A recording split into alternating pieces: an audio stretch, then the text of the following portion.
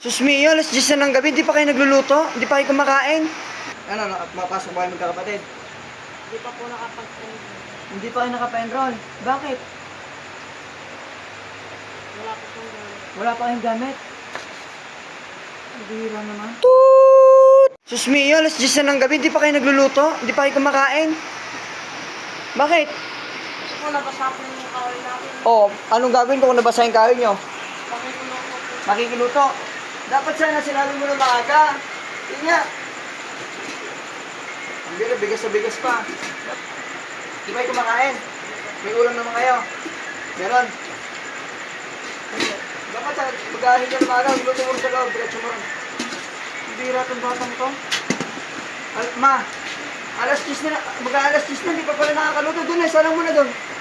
Halika nga. Halika. Ba't pambira kayo? Ba't ganyan? Baga ganyan umuulan? Dapat maaga kayo lumalap, ano kayo? Nagsasabi ka na.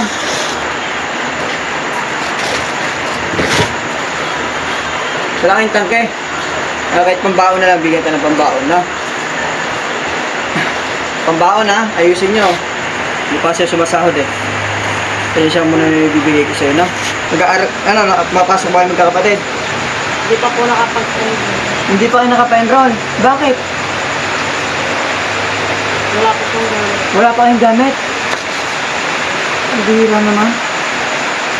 Anong araw na? Mag-isang linggo na yung pasukan, hindi pa kayo mapasok.